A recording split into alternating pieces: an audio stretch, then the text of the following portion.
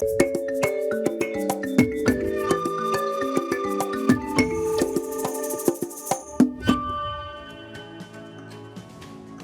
c'est avec un énorme plaisir que je vous retrouve sur Média TV pour cette nouvelle escale culture au cœur de l'Afrique. D'ailleurs, dans quelques instants, nous irons à la découverte d'un des pionniers de la photographie sur notre continent.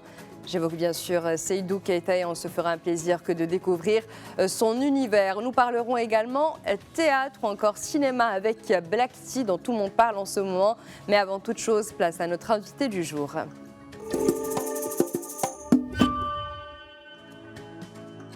Et aujourd'hui, nous avons l'immense plaisir de recevoir un des pionniers du cinéma marocain, Islamour, Femmes et Femmes ou encore Soif, Saad Cheraibi. Il est avec nous. Bonjour Saad. Bonjour Amna et bonjour aux téléspectatrices et téléspectateurs de Média TV. C'est vrai que c'est un honneur et un plaisir que de vous recevoir aujourd'hui sur notre plateau. Une très belle actualité et cinématographique, mais également littéraire, puisque en 2018, vous aviez déjà publié donc un roman, mais vous revenez avec cette fois-ci Fragments de scène. Et c'est vrai que voilà, ça nous a beaucoup interpellés. Et pour commencer, pourquoi Fragments de scène? Pourquoi ce titre? Qu'est-ce qu'il évoque pour vous justement? Comme c'est un récit mémorique, vous savez que la mémoire est toujours un peu fragmentée, elle n'est jamais compacte. Donc, quand on écrit à partir de sa mémoire, on va aller chercher à tel moment, à telle époque, à tel événement, à telle situation. Et puis, elles ne peuvent pas être continues, elles ne peuvent pas être chronologiques, elles ne peuvent pas être compactes. Donc, elles sont fragmentées. Et c'est ce qui a inspiré le titre. Et la genèse de ce livre, comment vous est venue l'idée? Pourquoi le désir de passer à la littérature? C'est quelque chose qui est en moi depuis très longtemps. Les gens qui suivent un peu mon travail savent que, comme je suis issu des ciné-clubs, je me suis toujours intéressé à la lecture des films, à l'écriture sur les films. Le premier livre, d'ailleurs, qui s'appelait Fragments de mémoire cinématographique, reprenait toute l'histoire de ce que nous avons vécu au Maroc sur le plan cinématographique. Ce deuxième est un peu plus large, il ne s'adresse pas simplement au cinéma. En fait, celui-ci, Fragment de scène, on peut dire que c'est un conte, mais un conte pour enfants ou pour jeunes, mais un conte contemporain qui s'adresse aux adultes. La jeunesse, c'est d'abord, c'est un livre qui relate, qui retrace 60 ans de l'histoire marocaine, qu'elle soit sociale, politique, historique, familiale, je dirais aussi. C'est un texte qui sommeille en moi depuis très longtemps, depuis ma jeunesse. Mais le facteur déclenchant, c'était la période du Covid. Tout le monde sait que pendant la période du Covid, nous avons été cloîtrés chez nous pendant plusieurs mois. Et moi, j'avais le choix entre deux hypothèses, soit sombrer dans l'anxiété, dans la dépression, soit produire quelque chose. Et c'est là où l'idée de rédiger ce texte a commencé. Sa rédaction a commencé donc en 2020 et puis elle a duré 3 années, 3 années et quelques. Et donc, il vient de voir le jour depuis maintenant 3 semaines en termes d'édition. Et vous qui êtes cinéaste, et c'est vrai que voilà, on est dans l'image, mais avant qu'il y ait l'image, il y a une idée, il y a les mots qui font un scénario. Et quelle est la différence entre écrire un scénario et écrire un livre? Quelles sont les différences ou peut-être les ressemblances et qu'est-ce qui est le plus compliqué finalement? Je pense que l'un a nourri l'autre. Vous savez, quand on a pris de l'expérience en écriture de scénario, ça facilite beaucoup une sorte d'écriture, même littéraire, mais qui soit visuelle aussi, hein. Parmi les amis qui ont déjà lu le livre, ils ont tous constaté que cette écriture était plutôt visuelle et non pas cérébrale, non pas confuse, non pas opaque. Non, au contraire, tous ceux qui ont lu, qui m'ont rappelé ou qui m'ont donné des informations me disant, nous avons lu de façon facile et agréable en même temps. instructive, bien sûr, mais facile et agréable.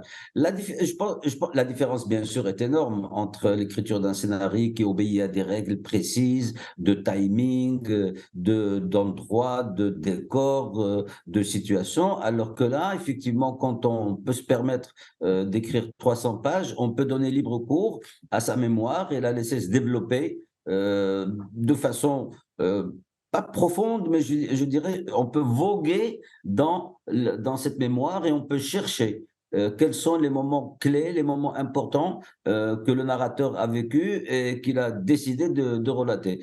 Que ce soit des événements, comme je disais au départ, sociaux, des événements politiques, des événements historiques, et puis des événements, comme je disais aussi, personnels et familiales.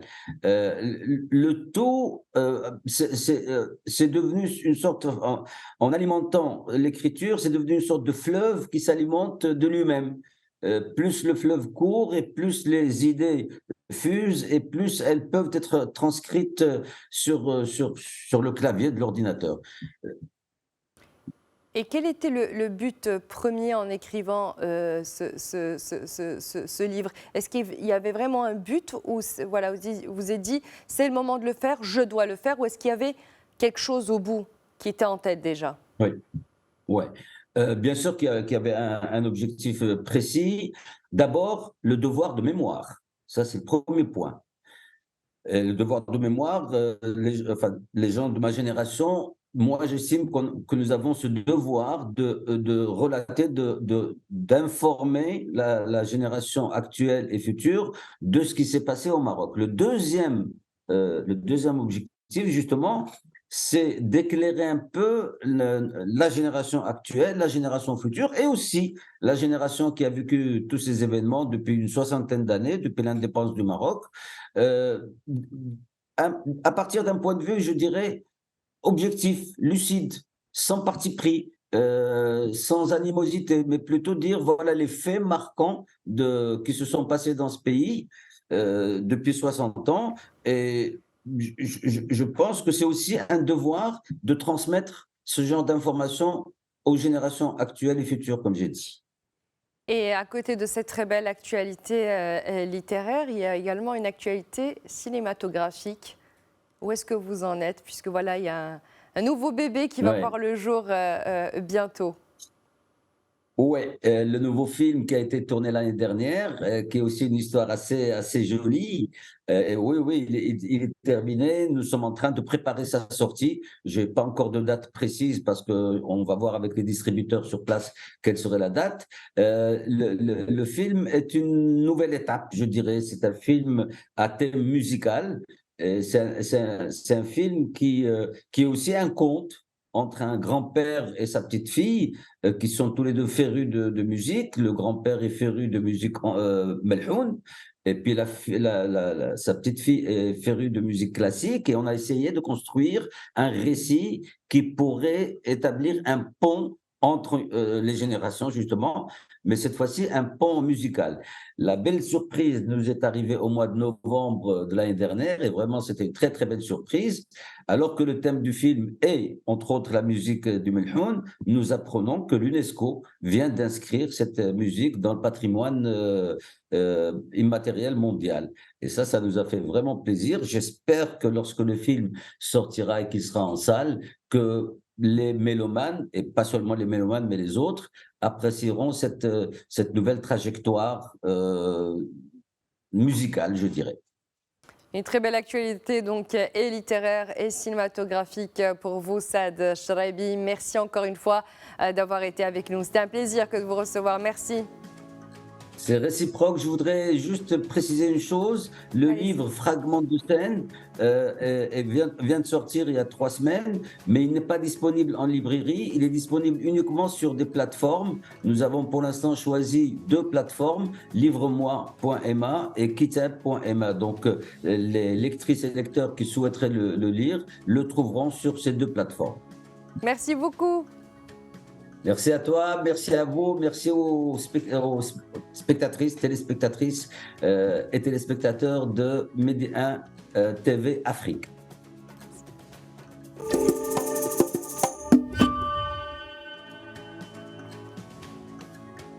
Et après avoir parlé donc littérature et cinéma, nous parlons photographie et place tout de suite à un des pionniers de la photographie sur notre continent, Seydou Keita, disparu en 2001. Il est considéré comme l'un des plus grands photographes de la deuxième moitié du XXe siècle. Il faut dire que Seydou Keita se démarque par la valorisation de ses sujets, mais également par une maîtrise du cadrage et de la lumière. Alors dès ses débuts, il apprenait les mots, modernité et inventivité avec des mises en scène qui lui ont valu un immense succès. Il prendra d'ailleurs sa retraite en 1977 après avoir été le photographe officiel d'Amali, devenu indépendant. Son œuvre est et restera un témoignage exceptionnel sur la société malienne de son époque. On écoute tout de suite.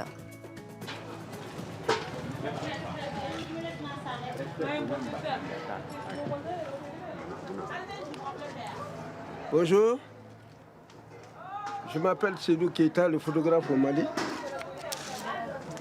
Monsieur Mamadou, je suis photographe au Mali. Je suis reporter photographe. Je suis Ahmed Lamine Keita, photographe ici. Tu es à l'école d'abord. Je suis à l'école Mori Konaté.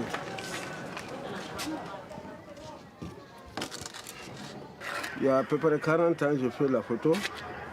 Mais j'ai cessé la photographie en 62 à peu près pour aller travailler pour l'État. Je ne peux pas croire que vous allez arrêter complètement de faire des photos. Si, même si je fais la photo, peut-être c'est pour faire des reportages en brousse. Oui. Vous n'avez jamais fait de nature tellement, vous avez surtout photographié des gens. Oui, le portrait. Le portrait seulement dans les studios. Et pourquoi Hein? Pourquoi? Parce que les gens venaient tout le temps me voir. Tout le temps, les gens sont là. Nuit et jour, on travaillait.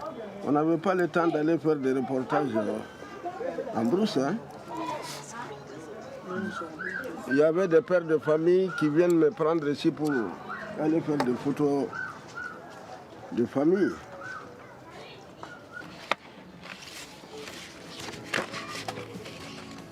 Seydou Keita est considéré comme le père de la photographie africaine. Il est devenu en quelque temps le grand portraitiste de la vie de Bamako dans les années 40-50, véritable autodidacte qui se spécialise dans l'art du portrait et documente la vie quotidienne de sa ville tout au long de sa carrière. Plusieurs séries verront le jour, dont des portraits de femmes, des portraits d'hommes et les photographies de couples.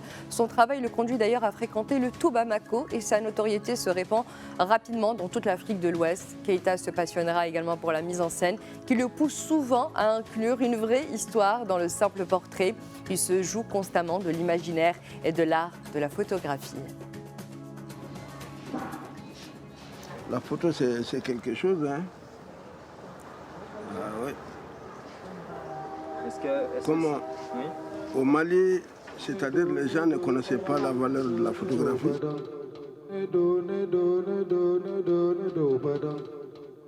Badanka Jurugadi, Badanka Jurugadi, Dakavina Jurubamela Bejurudum, Bejurudum, Bejurudum, Sadimato, Sadimato, Sadimato, Bamananga Gagile, Bamananga Gagile.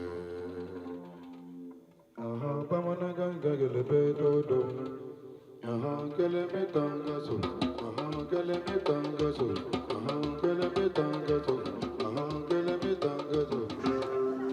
Ce sont de belles images. Et vous travaillez, vous avez travaillé comment? Vous avez travaillé l'appareil à la main ou vous utilisiez un pied? Oui, à la main, pas à pied. Lorsque je me suis fait payer une chambre, maintenant j'ai payé un trépied. Alors j'ai travaillé avec ça. Et qu'est-ce que vous préférez? Le pied ou la main? Le pied avec les appareils chambre, oui. Sans quoi avec le transpose là, ça on le fait à la main. D'ailleurs, Seydou Keita dira, je cite, « La technique de la photo est simple, mais ce qui faisait la différence, c'est que je savais trouver la bonne position. Je ne me trompais jamais, le visage à peine tourné, le regard vraiment important, l'emplacement des mains. J'étais capable d'embellir quelqu'un. À la fin, la photo était très belle et c'est à cause de ça lorsque je dis que c'est de l'art. Il faut avouer que ces images argentiques nous plongent dans un vrai scénario cinématographique qui met en scène plus des personnages que des simples clients venus se faire prendre en photo. L'œuvre de ce grand artiste a ensuite ouvert la voie à des talents aussi réputés que Malik Sidibé et à toute la nouvelle scène photographique africaine actuelle, donnant bien sûr une légitimité à l'international aux photographes africains. Le lieu où on fait la photo dedans. Ici, c'était la salle de réception. Il y a jusqu'ici des matériels dedans.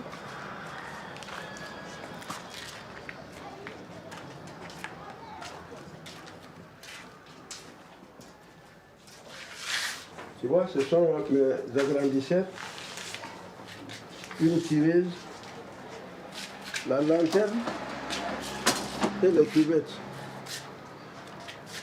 J'ai photographié beaucoup de véhicules, beaucoup. Et ça, c'était quelqu'un parce qu'il était fier de sa voiture. Oui, il est venu, effectivement, oui, il a se voulu faire garder photographier. Oui, oui. Il a voulu garder le souvenir de sa voiture. Elle est belle, hein? C'est une Cadillac. Oui, oui.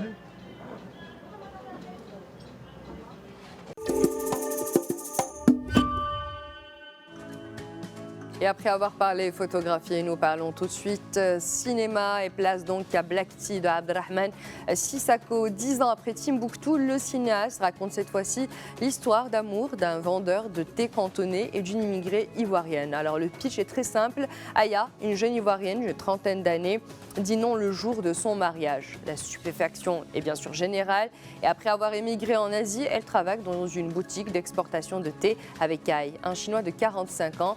Aya et Kai finissent par tomber amoureux, mais leur liaison, elle survivra-t-elle au tumulte de leur passé et aux préjugés des autres? On regarde tout de suite la bande-annonce. 喝茶在我们东方又叫做品茶。我们一杯茶可以用3口来喝。一品在静，静指的是环境；二品在味，三品在情，指的是情感。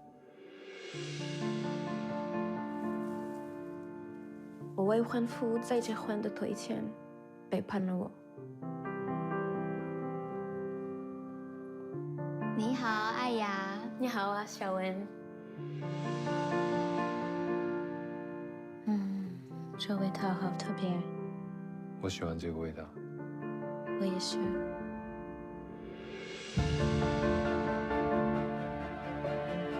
我从你的眼睛可以看得出来，有人在爱着你。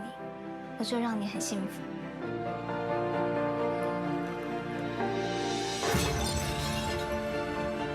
接下来要跟你说的话，从来没有跟任何人说过。我不清楚我是不是有爱过你。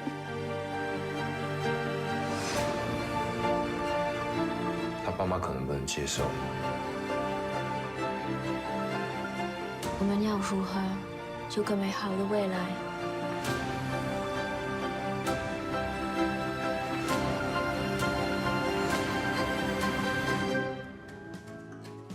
10 ans après le succès du film multicésarisé Timbuktu, le réalisateur Abdrahman Sissako est de retour avec Black Tea qui est sorti dans les salles le 28 février dernier. Un film qui raconte donc l'histoire de Aya, une jeune femme ivoirienne d'une trentaine d'années jouée par Nina Mello, qui le jour de son mariage va finalement refuser de se marier et décide de partir en Chine. Elle va y travailler donc dans une boutique d'export de thé avec Kai, un Chinois de 40 ans.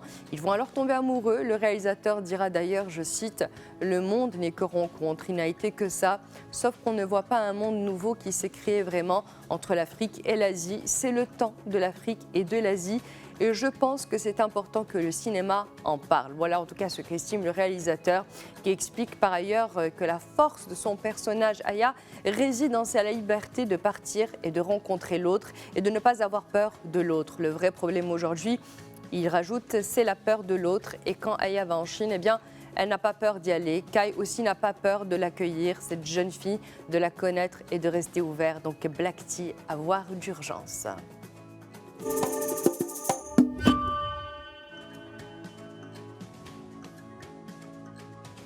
Et avant de nous quitter dans l'Afrique en culture, nous allons parler théâtre et place donc à l'interprétation du mythe de la reine Poukou, une œuvre signée Véronique Tadjo, Concerto pour un sacrifice, publié en 2004. Alors l'écrivaine y restitue les différentes versions d'un mythe complexe, protéiforme, où se met la condition d'une femme et l'histoire de tout un peuple. De ce roman est née une nouvelle représentation sur les planches, cette fois-ci de l'histoire de la reine Baoulé Abla Poukou à Abidjan et Bouaké. Abla Poukou était à la fois une princesse Ashanti, le Ghana actuel, en exil, la reine fondatrice du royaume Baoulé, mais est également une mère infanticide qui aurait, selon la légende, sauvé son peuple en sacrifiant son propre fils.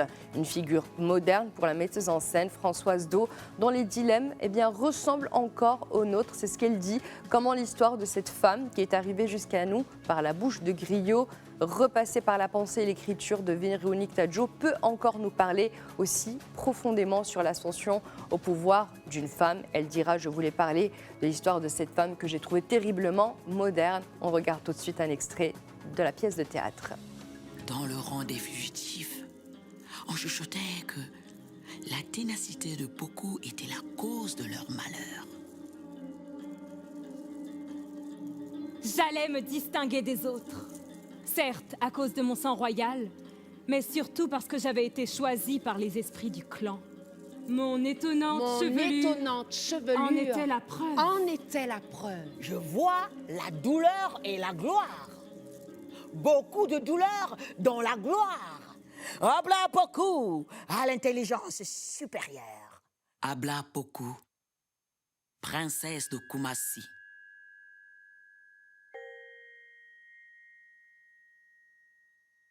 Vous qui êtes assemblés ici, saluez cet enfant.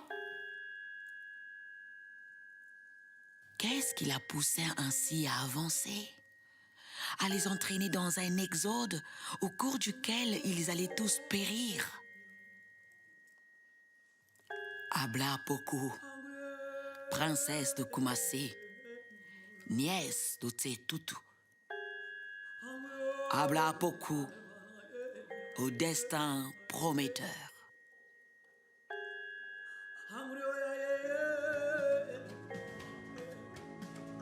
Le mythe de la reine Poukou au théâtre, d'abord créé en France à Saint-Étienne, la pièce a été jouée à Abidjan et à Bouaké en Côte d'Ivoire. Elle devrait ensuite être présentée en Martinique, puis dans toute la France métropolitaine.